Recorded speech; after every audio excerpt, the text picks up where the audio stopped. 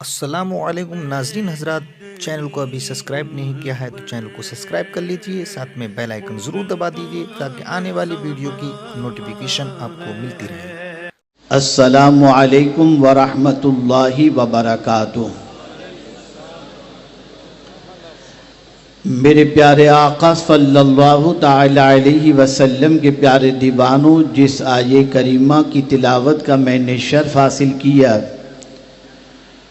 اس سے متعلق کچھ معروضات پیش کرنے سے پیشتر آقائے کریم رؤوف و رحیم علیہ التحیۃ والتسلیم کی بارگاہ بے کس پناہ میں جس طریقے سے میں پڑھاؤں، عقیدت و محبت میں ڈوب کر اسی طریقے سے درود و سلام کا نذرانہ پیش کریں۔ الصلاۃ والسلام علیک یا رسول اللہ، الصلاۃ والسلام علیک یا حبیب اللہ، الصلاۃ والسلام علیک یا نبی اللہ،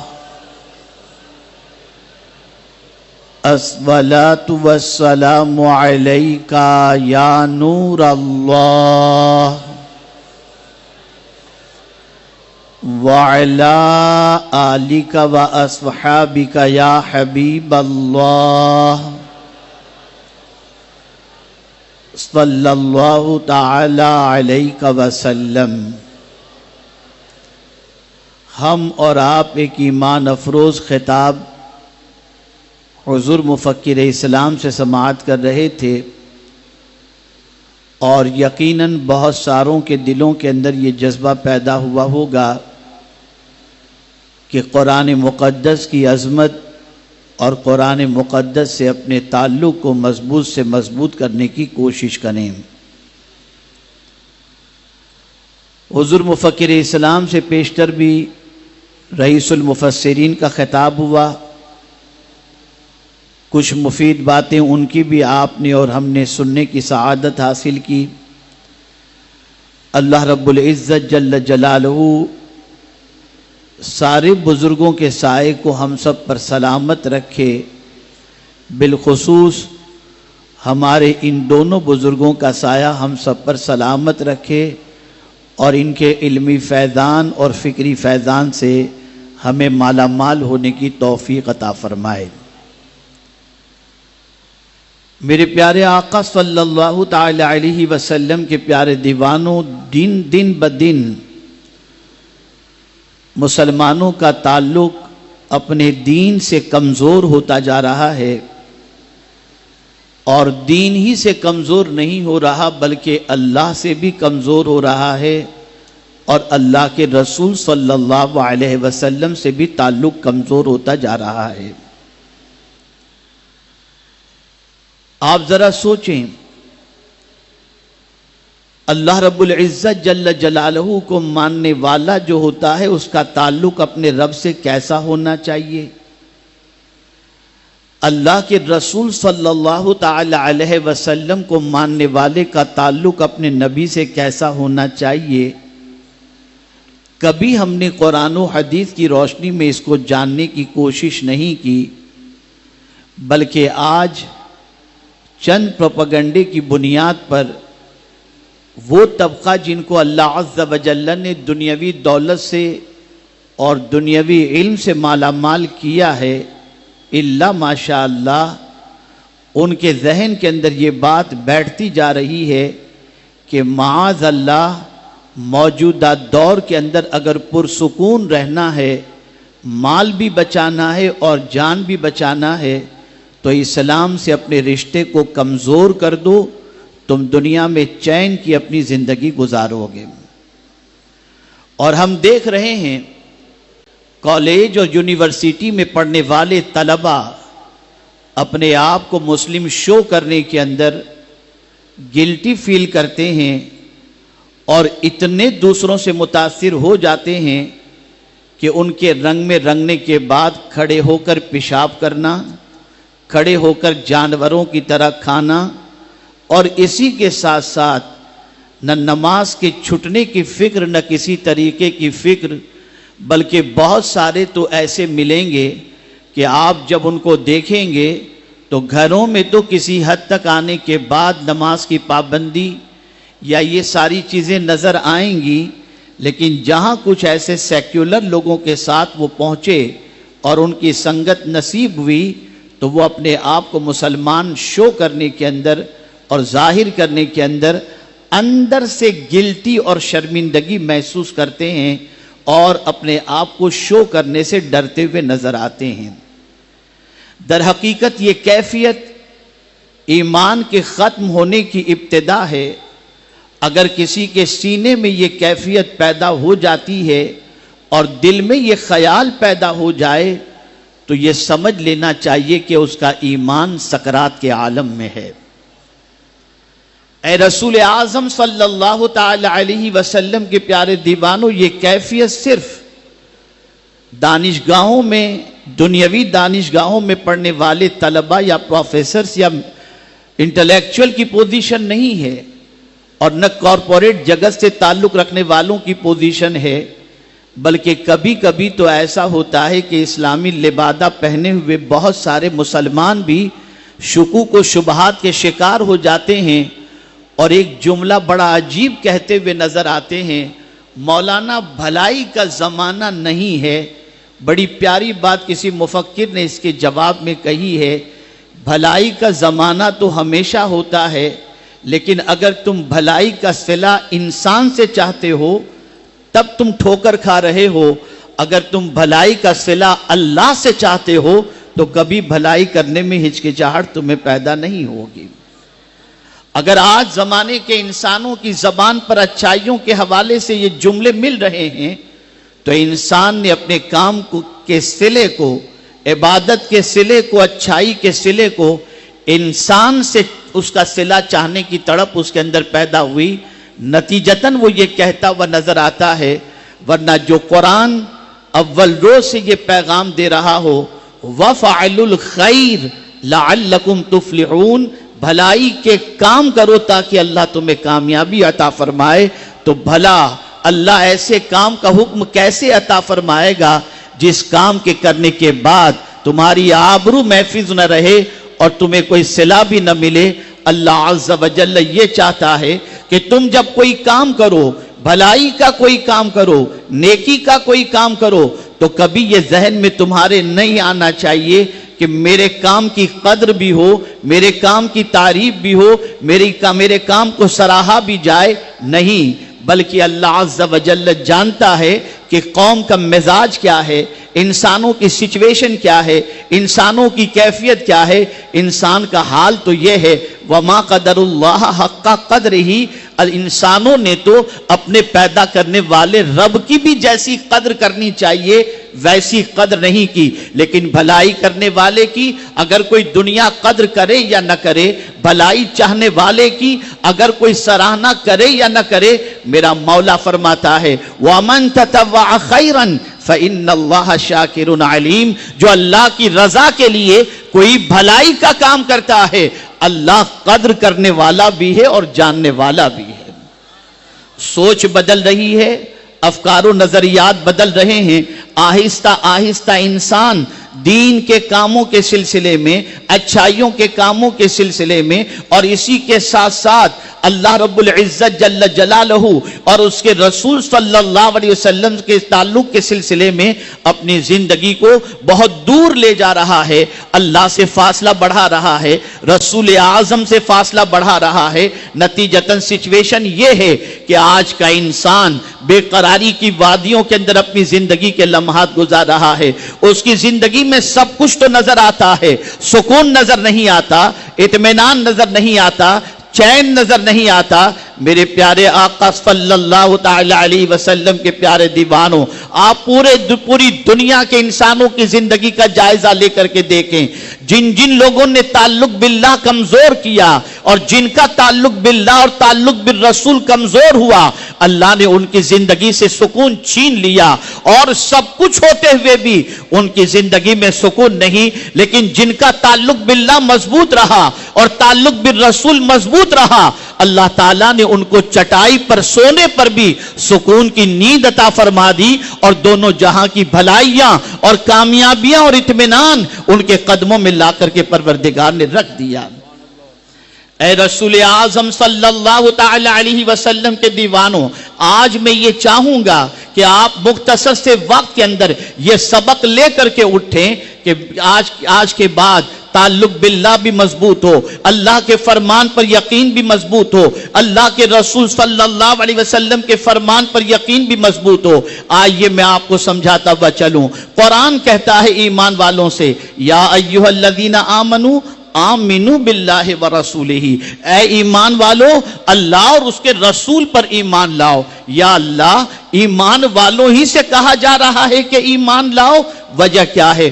مختلف تفسیریں اس کی موجود ہیں، لیکن میں زیادہ تفسیروں کی طرف جانے کی بجائے ایک تفسیر آپ کے سامنے پیش کرتا ہوں۔ ایک تفسیر یہ بیان کی گئی، ایمان لاؤ یعنی جو زبان سے ایمان لا چکے ہو، دل سے بھی ایمان لاؤ۔ تم نے کہا تو ہے کہ اللہ ہمارا رب ہے، تم نے کہا تو ہے کہ اللہ کے رسول آخری نبی ہیں، لیکن کیا تمہارا دل بھی اللہ کو اللہ مان رہا ہے؟ تمہارا دل بھی اللہ کے رسول کو آخری نبی مان رہا ہے؟ رسول کی باتوں پر تمہیں یقین ہے؟ اللہ کی باتوں پر تمہیں یقین ہے؟ میں محسوس کرتا ہوں اس وقت دنیا کے انسانوں کی زندگی کو، اور میں آپ کے سامنے بتاؤں اللہ پر جس طریقے کا یقین ہونا چاہیے، مسلمانوں کا یقین آج اس درجے کا نظر نہیں آ رہا۔ بتائیے میرے پیارے آقا صلی اللہ تعالی علیہ وسلم کے پیارے دیوانوں، کیمرے کا دور چل رہا ہے، ہمیں بھی کہا گیا میدان میں اتنے کیمرے لگائیں، ہم بیٹھ کر پوری پبلک کا دیکھیں گے اور سارا جائزہ لیں گے، کہیں کوئی پرابلم نہ ہو۔ روڈ پر کیمرے، ایئرپورٹ پر کیمرے، ہر جگہ کیمرے رکھے گئے، جہاں جہاں انسان کو معلوم ہوتا ہے کیمرے لگے ہوئے ہیں، آدمی کیمرے کے حوالے سے مطمئن رہتا ہے کہ یہ کیمرہ مجھے دیکھ رہا ہے۔ بلکہ بہت ساری جگہوں پر تو یہ کیمرے لگا کر کے وہاں پر اسٹیکر لگا دیا جاتا ہے کہ آپ کیمرے کی نگاہ کے اندر ہو، آدمی الرٹ ہو جاتا ہے، ہوشیار ہو جاتا ہے۔ میں پوچھنا چاہتا ہوں، کیمرہ دیکھ رہا ہو اسپیڈ فاسٹ نہیں کرتے، کیمرہ دیکھ رہا ہو تم جیب نہیں کاٹتے، کیمرہ دیکھ رہا ہو ڈکیتی نہیں کرتے، کیمرہ دیکھ رہا ہو تم دکان نہیں لوٹتے۔ میں پوچھنا چاہتا ہوں، کیمرے کی وہ طاقت نہیں ہے، لیکن دنیا کے اندر سائنس بڑھتی گئی اور انسان کا یقین سائنسی آلات پر بڑھتا چلا گیا۔ جس طریقے سے تم کیمرے پر یقین رکھتے ہو، کاش کہ اللہ کی طاقت کے بارے میں تمہیں معلوم ہوتا اور تمہارا یہ یقین ہوتا کہ میرا پروردگار وہ ہے جو کیمرہ تو کچھ بھی نہیں، کیمرہ دل کی کیفیت کو نہیں دیکھ رہا، لیکن مولا فرماتا ہے یعلم خائنۃ الاعین وما تخفی الصدور، اللہ تمہاری آنکھوں کی خیانت کو بھی جانتا ہے، تمہارے دل کے چھپے ہوئے بھید کو بھی جانتا ہے۔ مجھے بتاؤ، کیمرہ دیکھ کر گناہوں سے بچ جاتے ہو، لیکن دل کے اندر جو دل کے جو بھید ہیں اس کو دیکھنے والی رب کی ذات ہے۔ آج انسان گناہ کرنے سے پہلے چھپنے کی کوشش کرتا ہے، کوئی دیکھے نہیں، کہاں چھپو گے؟ ان اللہ لا یخفی علیہ شیء فی الارض ولا فی السماء، کہ بے شک کوئی چیز ایسی نہیں زمین و آسمان کی جو اللہ سے چھپی ہوئی ہو۔ میں پوچھنا چاہتا ہوں، اگر یقین ہوتا، اگر اللہ کے دیکھنے پر کامل یقین ہوتا تو کسی جگہ پر بھی انسان جا کر گناہ کرنے کے بارے میں ہما وقت سوچتا میرا رب مجھے دیکھ رہا ہے، پالنہار حقیقی دیکھ رہا ہے۔ نادانوں، کیمرے پر تو اتنا یقین ہو گیا کہ اس کے دیکھنے پر اسپیڈ سلو کر دیتے ہو، لیکن خدا کے بارے میں کتنا یقین کمزور ہے۔ وہ دیکھ رہا ہے اور تم گناہ کر رہے ہو، وہ دیکھ رہا ہے اور تم اس کی نافرمانی کر رہے ہو۔ میں پوچھنا چاہتا ہوں، کیمرہ دیکھ رہا ہے اور دیکھنے کے بعد تم کیمرے میں جرم کرتے پکڑے گئے تو تمہیں کچھ فائن دینی پڑے گی، دے کر چھٹ جاؤ گے، لیکن تم سوچتے ہو کہ نہیں، یہ فائن بھی نہیں جانی چاہیے، یہ جرمانہ بھی ہماری جیب سے نہ جائے۔ میں تم سے پوچھتا ہوں، کیا اللہ کی پکڑ بھی کیمرے کی پکڑ سے زیادہ ہے؟ وہ کیسا دیکھتا ہے؟ اس کے دیکھنے کی سچویشن کیا ہے؟ تو قرآن کہتا ہے ان اللہ کان علیکم رقیبا، اللہ اکبر، اللہ رب العزت جل جلالہ اس طریقے سے دیکھتا ہے۔ کسی مفسر نے بڑی پیاری بات کہی، جس طریقے سے شکار تیر کو کمان کے اندر لگا کر نشانہ تان کر اس جگہ کو تک تک رہا ہوتا ہے اللہ عز و جل اس سے زیادہ اپنے بندے کو تک رہا ہوتا ہے. ہم کہیں بھی ہیں وہ دیکھ رہا ہے, ہم کہیں بھی ہیں اس سے چھپے ہوئے نہیں. اور اس دیکھنے کا تصور جب انسان کے دل و دماغ میں بیٹھ جاتا ہے اور یہ یقین پختہ ہو جاتا ہے تو انسان کہیں بھی رہتا ہے اس کے قدم پھسلتے نہیں ہیں, اس کے قدم آوارگی کے راستے پر نہیں جاتے. میں آپ کو بتاؤں, ایک صحابی بارگاہ رسول میں حاضر آئے, عرض کرنے لگے یا رسول اللہ صلی اللہ تعالی علیہ وسلم مجھ سے گناہ سرزد ہو گیا, کیا اللہ کی بارگاہ میں معافی مانگوں, توبہ کروں تو میرا مولا میرے گناہوں کو معاف فرما دے گا؟ میرے آقا صلی اللہ علیہ وسلم نے فرمایا ہاں, اگر تو سچے دل سے توبہ کرے اللہ تیرے گناہوں کو معاف فرما دے گا. انہوں نے رسول اعظم کا دست کرم تھاما, توبہ کی, اور پھر مان خیال آیا. خیال دیکھیے, تصور دیکھیے, فکر دیکھیے, رسول اعظم کی تعلیم کا کمال دیکھیے. فوراً وہ صحابی حضور سے پوچھتے ہیں یا رسول اللہ صلی اللہ علیہ وسلم جب میں گناہ کر رہا تھا تو کیا میرے مولا نے مجھے دیکھ لیا تھا؟ جیسے ہی انہوں نے یہ کہا آقا کریم صلی اللہ تعالی علیہ وسلم نے فرمایا وہ علیم و بصیر ہے, اس سے کوئی چیز چھپی ہوئی نہیں. جیسے ہی انہوں نے سنا ایک چیخ ماری اور ان کی روح پرواز کر گئی. اے رسول اعظم صلی اللہ علیہ وسلم کے دیوانوں, یہ ایک پہلو ہوا, اس پر کافی دیر اور مزید گفتگو ہو سکتی ہے. میں اب دوسرے پہلو کی طرف آتا ہوں. اب دوسرا پہلو دیکھیں, کیوں آدمی منشیات کا کاروبار کر رہا ہے, کیوں آدمی لوگوں کے پیسے کھا رہا ہے, کیوں آدمی دغا بازی کر رہا ہے, کیوں آدمی چوری کر رہا ہے, کیوں آدمی ڈکیتی کر رہا ہے؟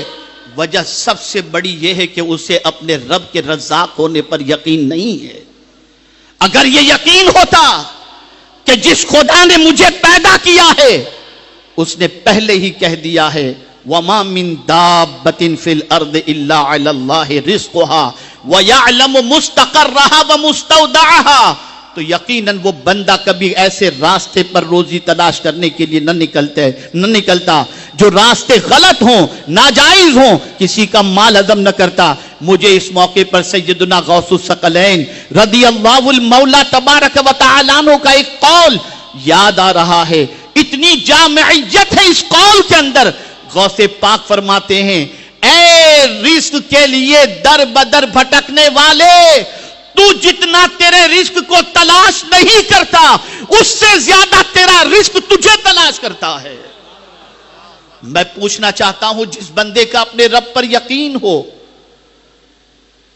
وہ محنت کرے گا, مشقت کرے گا, یقین رکھے گا میرے حصے کی روزی مجھے ملے گی, اور سنت نبوی پر عمل کرتے ہوئے حلال روزی کی تلاش میں نکلے گا.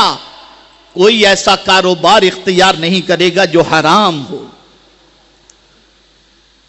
لیکن آج بہت سارے حرام کاروبار کرنے والے کہتے ہیں مولانا اتنی انکم تو کسی کام دھندے میں ہے ہی نہیں, اور میں تو 10 بیواؤں کو پالتا ہوں. ارے تو خود کو نہیں پال سکتا تو بیواؤں کو کیا پالے گا؟ سب کا پالنے والا خدا ہے, سب کا پالنہار حقیقی معبود برحق ہے. ایک بزرگ کے پاس ایک شخص حاضر ہوا اور عرض کرتا ہے حضور میرے بچے بہت زیادہ ہیں اور روزی بہت مختصر ہے, آپ دعا کریں یا کچھ بتائیں. تو وہ بزرگ اس وقت اپنی کیفیت میں تھے, فرماتے ہیں سن, جس کے رزق کا ذمہ اللہ نے نہ لیا ہو اس بچے کو گھر سے نکال دے, نکال دے گھر سے. جب سب کے رزق کا ذمہ اللہ نے لیا ہے تو محنت کر, پالنا اس کا کام ہے. جب چونٹیوں کو بل میں پالتا ہے, سمندر میں مچھلیوں کو پالتا ہے, تو اشرف المخلوقات کو بھی وہ یقیناً ضرور پالے گا. یہ یقین ہونا چاہیے. ہمارا یقین کمزور سے کمزور ترین ہوتا جا رہا ہے. ہمارا ایمان اس حد تک کمزور ہو چکا کہ سب کے وعدوں پر بھروسہ ہے، خدا کے وعدوں پر جیسا بھروسہ ہونا چاہیے ویسا نہیں ہے، نہیں ہے وہ بھروسہ۔ آج کسی نے آپ سے کہہ دیا اس کاروبار میں اتنا انویسٹ کرو، اتنا کروڑ ملے گا، لگا دیا آپ نے، بعد میں پتا چلا کیپٹل بھی گیا، پروفٹ تو دور کی بات رہی۔ لیکن جب بات پروردگار جل جلالہ کے فرمان کی آئے تو انسان وہاں سوچتا ہے نہیں، میرا مولا فرماتا ہے من جاء بالحسنۃ فلہ عشر امثالھا، ایک دو گے 10 ملے گا، لیکن شیطان کہتا ہے نہیں نہیں کم ہو جائے گا، الشیطان یعدکم الفقر، شیطان تنگدستی کے بارے میں بتاتا ہے، اور قرآن کہتا ہے کہ ایک دو گے 10 ملے گا۔ تاریخ بتاتی ہے کہ رابعہ عدویہ رضی اللہ تعالی عنہ دسترخوان پر بیٹھی ہوئی تھی، مانگنے والا آیا، خاتون سے کہا خادمہ سے دے دو روٹیاں، ایک روٹی تھی، فرمایا دے دو، وہ گئی دینے کے لیے۔ تھوڑی دیر کے بعد رابعہ عدویہ کے دروازے پر 9 روٹیاں لے کر کے کوئی آیا، ایک روٹی گئی، 9 روٹیاں آئیں۔ خادمہ نے سوچا کہ بھوک تو بہت لگی تھی، شاید ایک روٹی سے بھوک نہ پوری ہوتی، اللہ کا شکر ہے کہ ایک کے عوض میں 9 آئی۔ لیکن رابعہ عدویہ نے جب یہ سنا فرمایا لے جاؤ، یہ ہمارے لیے نہیں ہو سکتی، نہیں ہو سکتی یہ ہمارے لیے۔ خادمہ نے کہا ماں 9 روٹیاں ہیں، کہا نہیں یہ اپنی نہیں ہو سکتی۔ کچھ دیر گزری، 10 روٹیاں آئیں۔ خادمہ نے کہا کوئی روٹیاں لے کر آیا، کہا گنو کتنی ہیں، کہا 10، کہا یہ ہماری ہونی چاہیے، اس لیے کہ سب کا وعدہ ہو سکتا ہے جھوٹا ہو، میرے خدا کا وعدہ کبھی غلط نہیں ہو سکتا۔ میں نے ایک روٹی دی تھی، میرے مولا نے اس کے عوض میں مجھے 10 روٹیاں عطا فرمائی۔ یہ یقین پیدا کرو، یہ ایمان پیدا کرو۔ آج ہمارا ایمان کمزور ہو چکا۔ قرآن کہتا ہے ان اللہ لا یخلف المیعاد، بے شک اللہ وعدہ خلافی نہیں فرماتا۔ لیکن اے رسول اعظم صلی اللہ علیہ وسلم کے دیوانوں، ہم پتہ نہیں دنیا کے سب کے وعدوں پر اور باتوں پر بھروسہ کرتے ہیں، لیکن اللہ اور اس کے رسول کی جب بات آ جائے تو ہمارا یقین ڈگمگانے لگتا ہے۔ ایک مثال آپ کے سامنے پیش کروں اور اس سے آپ کے عقل کے دریچے کھل جائیں گے۔ آج کے دور میں انسان یہ کہتا ہوا نظر آتا ہے مولانا جھوٹ بولے بغیر کاروبار چل ہی نہیں سکتا، اور قرآن کہتا ہے وَاجْتَنِبُوا قَوْلَ الزُّورِ، جھوٹ سے پرہیز کرو۔ اب آپ نے تو معاذ اللہ یہ کہہ دیا لاشعوری طور پر کہ اللہ کے فرمان پر عمل کریں گے تو بھوکے رہیں گے۔ یہ یقین کی کمزوری ہے، یہ ایمان کی کمزوری ہے، اور جب یہ کمزوریاں آہستہ آہستہ پیدا ہونی شروع ہوتی ہیں تو ایک وقت آتا ہے کہ جس کے فرمان سے یقین کمزور ہو جائے پھر اس ذات پر سے بھی یقین کمزور ہو جاتا ہے۔ اور اس وقت آپ شاید نہیں جانتے کہ اسی یقین کو کمزور کرنے کے لیے پوری دنیا کے اندر تحریکیں چلائی جا رہی ہیں کہ اگر خدا رحمان و رحیم ہے تو غزہ کے اندر بے گناہ بچے مارے جا رہے ہیں، کہاں ہے تمہارا خدا؟ یہ کہہ کر یقین کمزور کرایا جا رہا ہے۔ اے رسول اعظم صلی اللہ تعالی علیہ وسلم کے دیوانوں، ایک بات اچھی طریقے سے ذہن کے اندر محفوظ کر لیں، اللہ کی حکمت اللہ ہی بہتر جانتا ہے، اور اس سے زیادہ اپنے بندوں پر مہربان کوئی دوسرا ہو ہی نہیں سکتا۔ وہ جانتا ہے کس کے حق میں کیا بہتر ہے اور کس کے حق میں کیا بہتر نہیں۔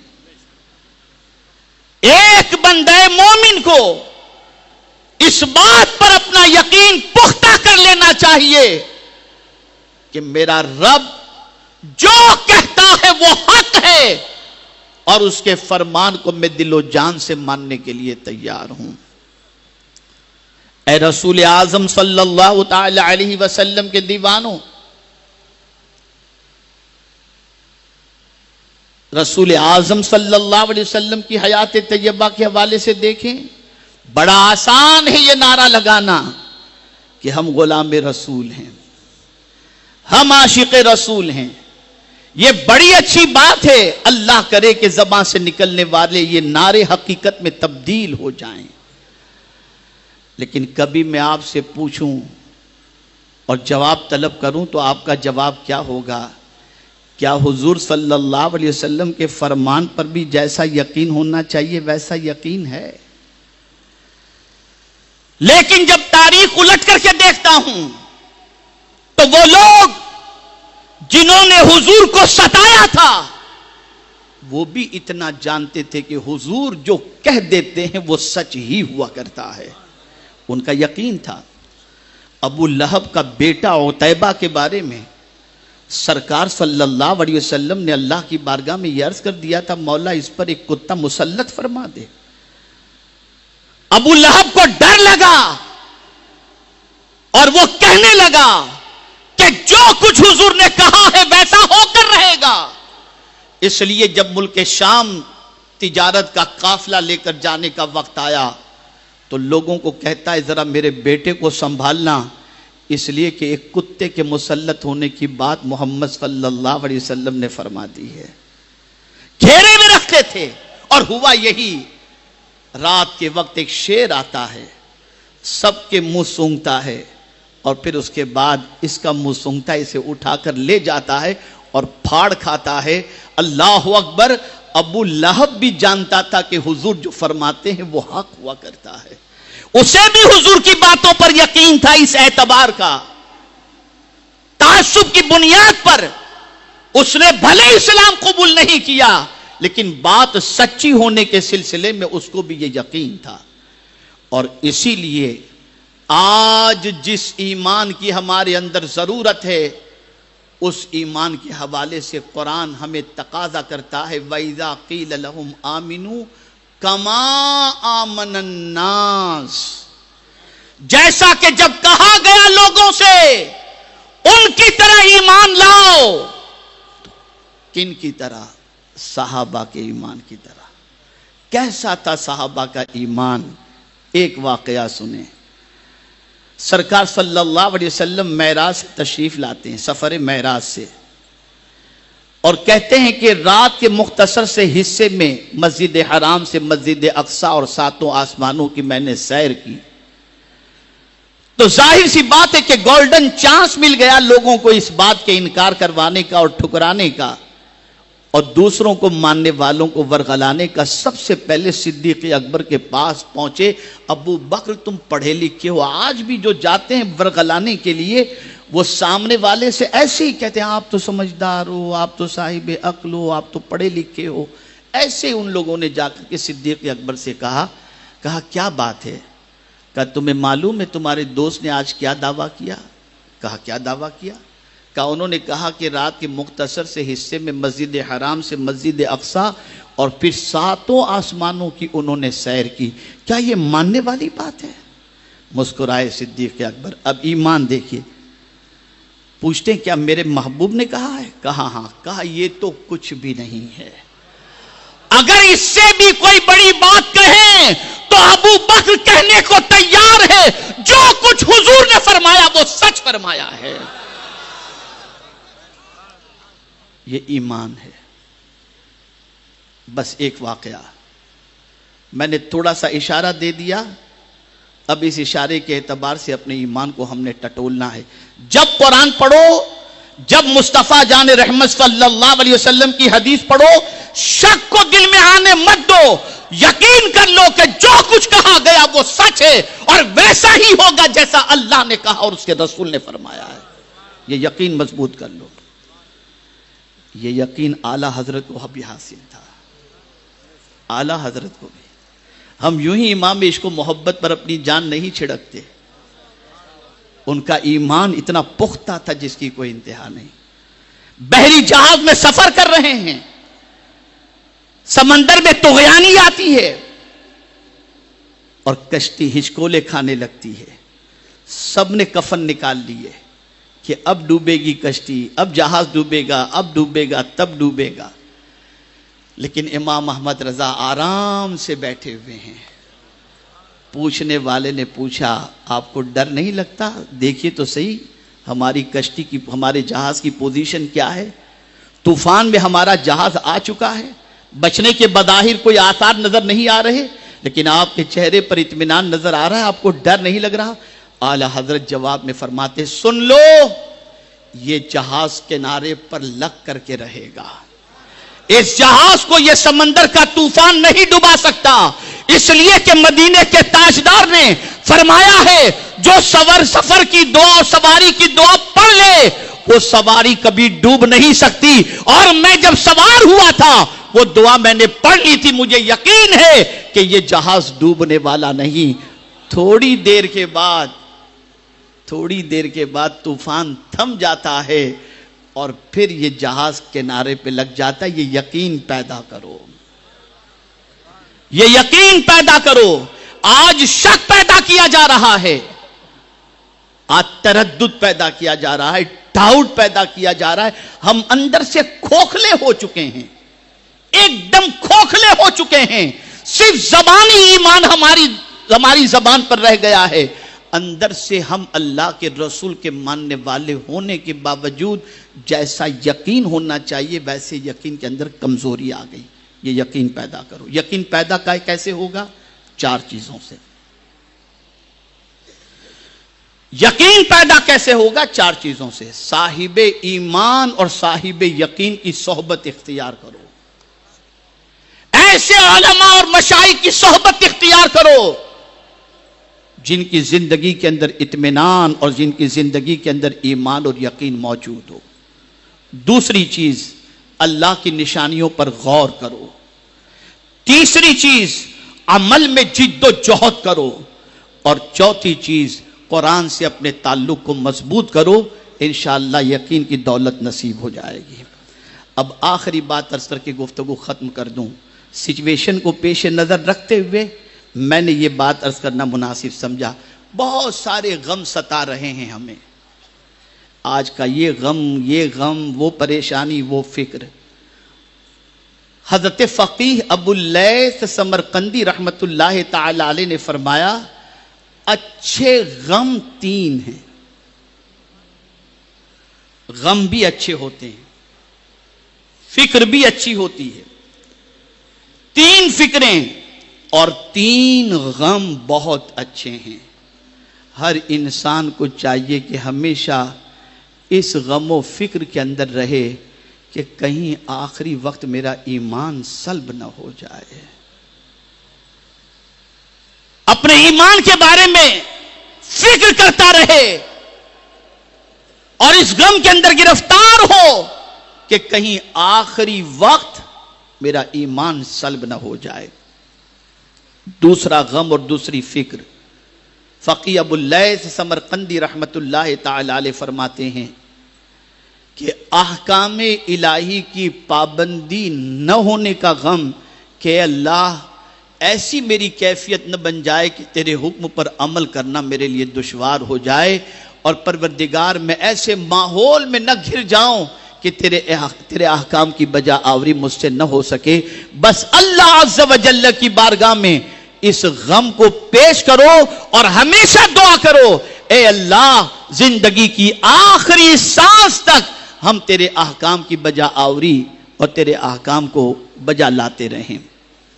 اور تیسرا غم اور تیسری فکر یہ ہے کہ اہل خصومت کا چمٹنا کہ کہیں ایسا نہ ہو جن کا دل ہم نے دکھایا، جن کی حق تلفی ہم نے کی، جن کو ہم نے ستایا، کہیں قیامت کے دن وہ ہم سے چمٹ کر اپنا حق نہ مانگ لیں. یہ غم بسا لو اپنے اندر، اس فکر کو بسا لو اپنے اندر. جب یہ غم و فکر ہماری زندگی میں داخل ہو جائیں گے تو پھر یہ غم نہیں انشاءاللہ العظیم ہمارے سکون کا سبب بن جائیں گے. اے رسول اعظم صلی اللہ تعالی علیہ وسلم کے دیوانوں، آج کے روح پرور سنی اجتماع میں حاضر ہونے والوں، اللہ اور اس کے رسول سے اپنے تعلق اور اپنے یقین کو مضبوط کر لو. دنیا میں بھی کامیابی ملے گی اور آخرت میں بھی انشاءاللہ کامیابی نصیب ہو جائے گی.